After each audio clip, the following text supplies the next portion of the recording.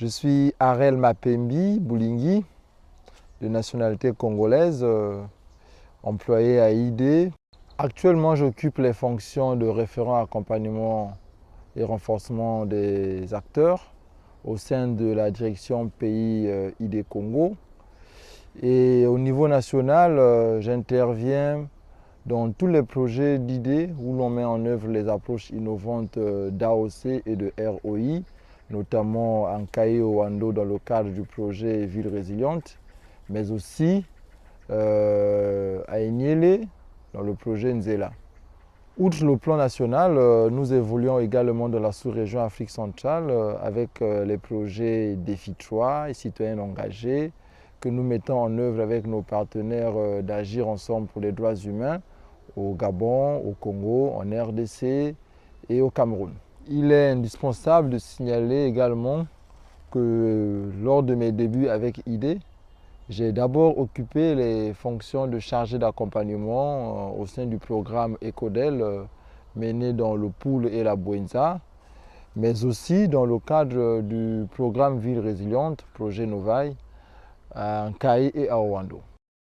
Il est important de souligner la différence qui existe entre les autres membres d'une équipe projet, notamment les animateurs, et celui de l'accompagnateur au sein de la même équipe. Alors, le projet a des indicateurs dans son cadre logique qu'il faut atteindre. Et les animateurs ont pour objectif d'atteindre ces indicateurs en travaillant avec leurs pairs, avec les bénéficiaires. Mais dans l'accompagnement, nous, on ne travaille pas dans le sens exact d'atteindre les indicateurs parce que les indicateurs sont aléatoires. Il essaie de souligner que nous accompagnons nos acteurs à réfléchir sur ce qu'ils veulent faire dans les deux cas, que ce soit dans le cadre d'une démarche de AOC ou dans le cadre d'une démarche de ROI. Nous les accompagnons à réfléchir sur les besoins qu'ils veulent mettre en exergue afin d'atteindre un objectif donné, afin de réaliser leurs défis, afin de réaliser leurs changements, afin de réaliser leur vision. Et donc pour atteindre ces rêves, nous les stimulons, nous excitons leur réflexion, nous leur posons des bonnes questions afin qu'ils décident eux-mêmes de ce qu'ils veulent, de ce qu'ils peuvent faire. Et de pouvoir aussi leur interroger, bien évidemment, sur les possibilités qu'ils puissent peut-être voir les choses de façon grandiose et de pouvoir remettre les pieds sur terre, décider ce qui est réalisable et puis de faire des choses par rapport aux moyens et à la ressource humaine qu'ils ont. Donc, au niveau de l'accompagnement, nous accompagnons les acteurs à définir d'abord le cadre logique de leur milieu de vie, de voir est-ce que ce qu'ils font, ça leur convient par rapport aux attentes, aux objectifs de leur organisation, de leur cadre de vie, et aussi de pouvoir se pencher sur l'avenir.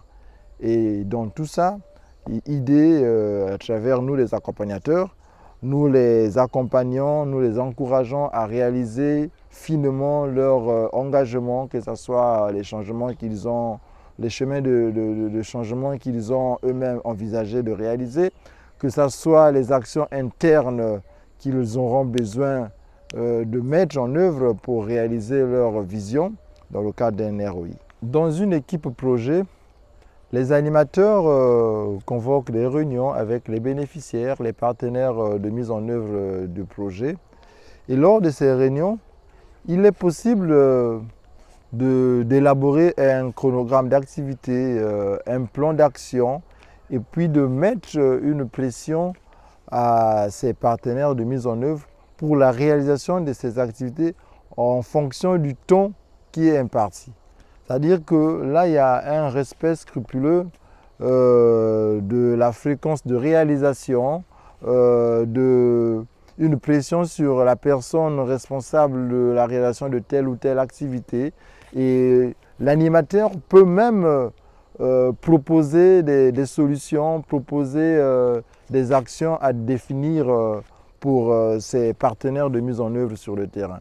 Donc en un mot, l'animateur contribue à la réalisation des activités en partenariat, en consensus avec ses pairs, notamment les organisations qu'on appuie, les bénéficiaires de nos actions.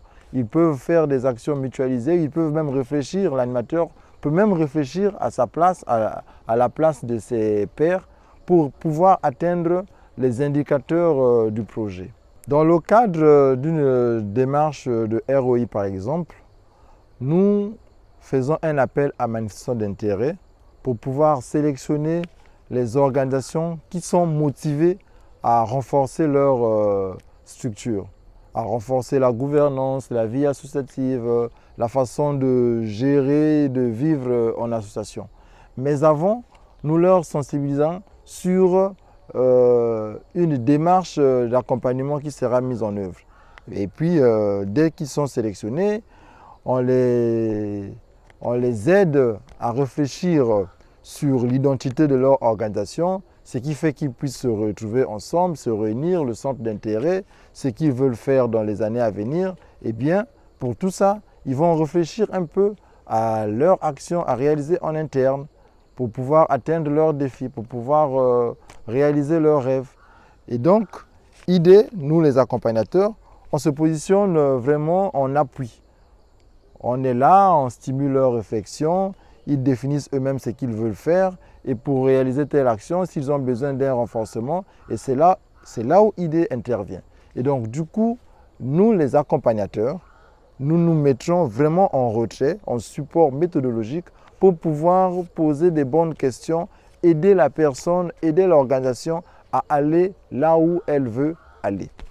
On ne se positionne pas comme des animateurs pour pouvoir réfléchir au même moment avec les acteurs, donner nos idées et puis réaliser ce qui est juste.